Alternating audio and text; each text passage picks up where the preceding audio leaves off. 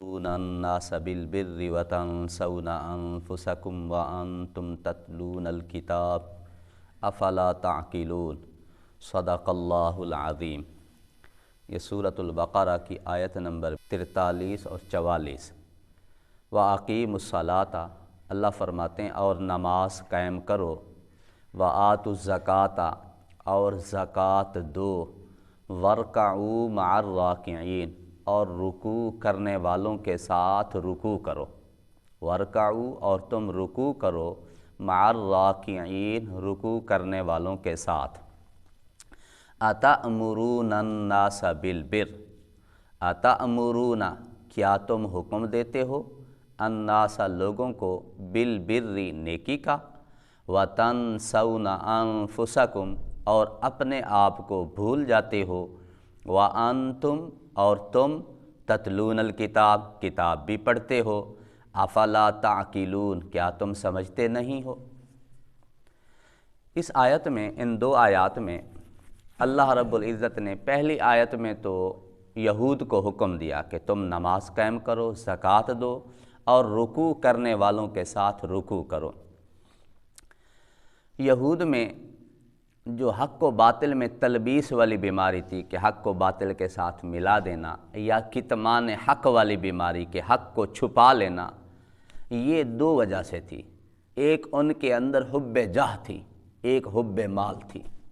حب جاہ کا مطلب ان میں عزت، کہ ہماری عزت ہو، ہماری شہرت ہو، ہماری بلے بلے ہو، یہ حب جاہ ان کے اندر یہ شدید بیماری تھی۔ اللہ نے اس کا علاج یہ بتایا، نماز قائم کرو۔ نماز سے بندے کا تکبر ختم ہوتا ہے، غرور ختم ہوتا ہے۔ یہ نماز واحد علاج ہے حب جاہ کو ختم کرنے کا۔ اللہ کے سامنے مؤدب بن کے کھڑا ہوتا ہے، جھک بھی رہا ہے، سجدے بھی کر رہا ہے، پیشانی بھی ٹیکے ہوئے۔ اور جو ان کے اندر حب مال تھی، مال کی محبت، اللہ نے قرآن میں بھی ہمارے لیے بھی فرمایا وَإِنَّهُ لِحُبِّ الْخَيْرِ لَشَدِيدٌ، انسان میں مال کی محبت بڑی سخت ہے۔ اور ایک جگہ فرمایا وَتُحِبُّونَ الْمَالَ حُبًّا جَمًّا، بڑی خوب محبت کرتا ہے انسان مال سے۔ تو ان میں یہ حب مال تھی، اس کا علاج اللہ نے بتایا وَآتُوا الزَّکَاةَ زکوٰۃ دو۔ اور پھر صرف اتنے تک نہیں کہ صرف زکوٰۃ دینے سے انسان کے اندر سے مال کا بخل ختم ہو جاتا، بلکہ ایک جگہ پہ فرمایا لَن تَنَالُوا الْبِرَّ حَتَّىٰ تُنْفِقُوا مِمَّا تُحِبُّونَ، تم اس وقت تک کامل نیکی کو نہیں پہنچ سکتے جب تک اپنی پسندیدہ چیز خرچ نہیں کرتے۔ اور جب بندہ خرچ کرتا ہے تو مال کی محبت انسان کے دل سے ختم ہوتی۔ ایک صاحب آئے نا میرے نبی کی خدمت میں، میرے نبی علیہ السلام سے پوچھا حضور مرنے کو جی نہیں چاہتا۔ میرے نبی علیہ السلام نے فرمایا کیا تیرے پاس مال ہے؟ انہوں نے عرض کیا حضور بڑا مال ہے۔ میرے نبی نے فرمایا اس کو اللہ کے پاس بھیج دو۔ اب انہوں نے اللہ کی راہ میں صدقہ کر دیا، خیرات کر دیا، پھر آئے حضور اب مرنے کو جی چاہتا ہے۔ میرے نبی علیہ السلام نے فرمایا بات یہ ہے جدھر مال ہو ادھر رہنے کو جی چاہتا ہے۔ مال دنیا میں تھا تو دنیا میں رہنے کو جی چاہتا تھا، جب مال تو نے اللہ کے پاس بھیج دیا اب اللہ کے پاس جانے کو جی چاہتا ہے۔ تو اللہ نے یہ حل بتایا، نماز پڑھو حب جاہ ختم ہوگی، زکوٰۃ دو اس سے حب مال ختم ہوگا۔ اور زکوٰۃ کے تو ویسے ہی فوائد ہی فوائد ہیں۔ میرے نبی علیہ السلام نے فرمایا جو بندہ یہ چاہتا ہے کہ اس کے مال کا شر ختم ہو جائے، مال خیر ہی خیر رہ جائے اس کے پاس، اس کو چاہیے کہ اپنے مال کی زکوٰۃ ادا کرے۔ سال میں ایک دفعہ آتی ہے زکوٰۃ، اور ویسے بھی عملاً پتہ چلتا ہے کہ ہمیں اللہ سے محبت ہے کہ نہیں۔ جب میں آ کے نماز پڑھتا ہوں نا، یہی آ کے کہتا ہوں، رکوع کرتا ہوں، سجدے کرتا ہوں، دل ہی دل میں اللہ کو پکار کے کہتا ہوں اللہ مجھے آپ سے بڑی محبت ہے، کوئی کام ہو تو بتانا۔ جب سال میں ایک دفعہ اللہ کہتا ہے نا اب زکوٰۃ دو، اللہ بس میں اتنی محبت کوئی نہیں، میں دے نہیں سکتا، میرے یہ میرا وہ، پھر مسئلے، پھر حیلے، میں فلاں کو دے دوں، اپنے گھر میں لگا لوں، ابو کو دے دوں، امی کو دے دوں، بیوی کو، پھر یہی کسی طریقے سے اپنے اندر۔ اللہ نے فرمایا وَارْکَعُوا مَعَ الرَّاکِعِینَ اور رکوع کرنے والوں کے ساتھ رکوع کرو۔ اس سے جماعت کا حکم ہے۔ بعض حضرات نے فرمایا یہ یہود کو حکم اس لیے دیا جا رہا ہے کہ یہود کی نماز میں رکوع نہیں تھا، کہ تم اب امت محمدیہ کے ساتھ مل کے جماعت کے ساتھ نماز پڑھو، جس طرح حضور پڑھتے ہیں ویسے ان کے ساتھ مل کے پڑھو، ایمان لے آؤ۔ رکوع کرنے والوں کے ساتھ رکوع کرو کا مطلب ہے جماعت کے ساتھ مل کے نماز پڑھو۔ اسی لیے تو ہمارے ہاں جماعت کی نماز واجب ہے، واجب کا درجہ رکھتی ہے، اور میرے نبی علیہ السلام کی زندگی کا معمول ہے کہ آپ نے ہمیشہ جماعت کے ساتھ نماز پڑھی۔ کوئی ایسی نماز نہیں میرے نبی نے جو میرے نبی نے جماعت کے علاوہ پڑھی ہو۔ جماعت کے ساتھ نماز پڑھنا واجب۔ اور حضرت عبداللہ ابن مسعود فرماتے ہیں یہ ہمارے نبی علیہ السلام کی سنت ہے، اگر ہم اس سنت کو چھوڑ دیں گے تو گمراہ ہو جائیں گے۔ اور صحابہ فرماتے ہیں حضور کے زمانے میں جو جماعت چھوڑتا تھا یا تو کھلم کھلا منافق، عام منافق بھی نہیں چھوڑتا تھا، جو کھلم کھلا اعلانیہ منافق ہوتا تھا نا وہ جماعت چھوڑ دیتا، کبھی کبھار اس کی رہ جاتی تھی، عام منافقوں کی جماعت چھوڑنے کی ہمت نہ ہوتی تھی۔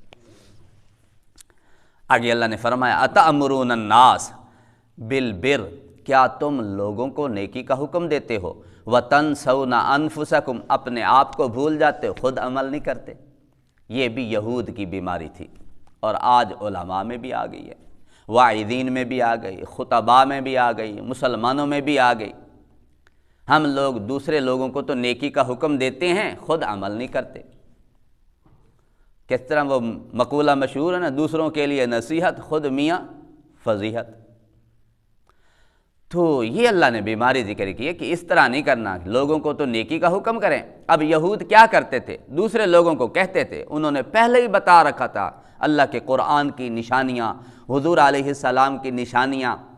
اب جب یہ آ گئی نشانیاں، اس وقت دوسرے لوگ تو ایمان لے آئے لیکن یہود نہیں لا رہے تھے۔ ان کو کہا گیا دوسروں کو تو تم نیکی کا حکم کرتے تھے، خود عمل نہیں کر رہے۔ اور یہ بھی ان کے اندر بیماری تھی، جب ان سے کوئی مسئلہ پوچھنے آ جاتا تھا نا، ساتھ رشوت بھی پکڑا دیتا۔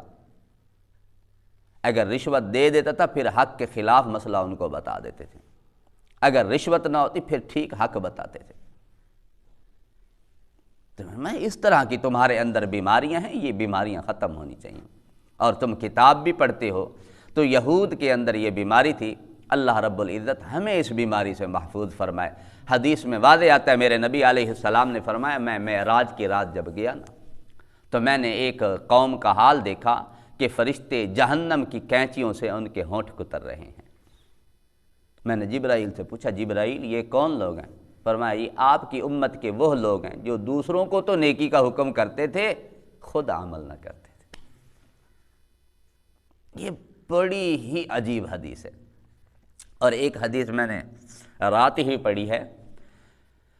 میرے نبی علیہ السلام کے فرمان کا مفہوم ہے قیامت والے دن علماء کی نسبت جہلاء کی بخشش زیادہ ہوگی۔ جاہل ہے نا، پتہ ہی نہیں ہے، کچھ پتہ ہے تو عمل کر لیتے ہیں، لیکن علماء جو پڑھے لکھے سیانے سمجھدار جن کو پتہ ہے وہ جان بوجھ کر پیچھے رہتے ہیں، دوسروں کو نصیحت کرتے ہیں، دوسروں کو خطاب ہے، دوسروں کو واعظ ہے۔ اور ایک روایت میں آتا ہے کہ جہنم کی کینچیوں سے وہ ہونٹ بھی کتر رہے تھے، زبانیں بھی کتر رہے تھے فرشتے۔ اور ایک روایت میں آتا ہے کہ ایک بندے کو جہنم میں اس حال میں لایا جائے گا، اس کی انتڑیاں نکلی ہوئی ہوں گی، وہ اپنی انتڑیوں کے ارد گرد گھومے گا جیسے گدھا چکی کے گرد گھومتا ہے۔ لوگ جمع ہوں گے، تو ہمیں تو واعظ کرتا تھا، خود جی میں عمل نہیں کرتا تھا۔ یہ چیزیں بہت ہی معنی رکھتی ہیں۔ دیکھیں، ایک فقط علم ہوتا ہے، ایک فقط عمل ہوتا ہے، ایک علم پر عمل ہوتا ہے۔ اگر علم ہے عمل نہیں ہے، یہ سقیم ہے، بندہ بیمار ہے، ٹھیک ہو سکتا ہے۔ اگر صرف عمل کر رہا ہے علم نہیں ہے، یہ عقیم ہے، بانجھ پن ہے اس کا، یہ ٹھیک نہیں ہو سکتا۔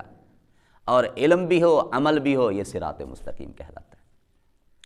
اور اس سے ہم یہ بھی نہ سمجھیں کہ ہمارے لیے بڑی گنجائش ہے کہ اگر ہمیں نالج نہیں، علم نہیں، ہماری بخشش زیادہ ہوگی۔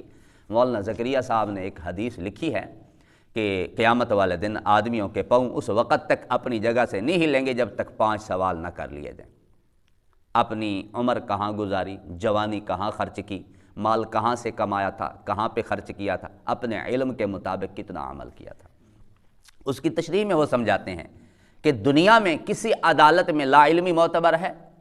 مجھ سے کوئی گناہ ہو گیا، مجھ سے قتل ہو گیا، مجھ سے زنا ہو گیا، جب میں عدالت میں کسی کے پاس جاؤں جج کے سامنے، میں کہوں حضرت مجھے پتہ نہیں تھا اس کا اتنا بڑا جرم ہے، جج چھوڑ دے گا اس کو پتہ نہیں تھا۔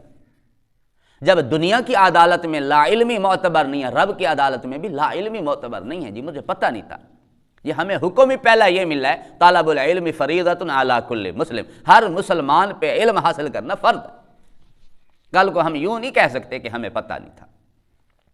تو لہٰذا یہ بڑی بیماری ہے جو یہود کے اندر تھی، اور قیامت تک کے لیے ہمیں بھی یہ اس بیماری سے آگاہ کیا گیا ہے، تمہارے اندر یہ بیماری نہ ہو۔ حضرت عبداللہ ابن عباس کی خدمت میں ایک صاحب ہے، کہنے لگے میں دوسروں کو واعظ کرنا چاہتا ہوں، مجھے اجازت دیں۔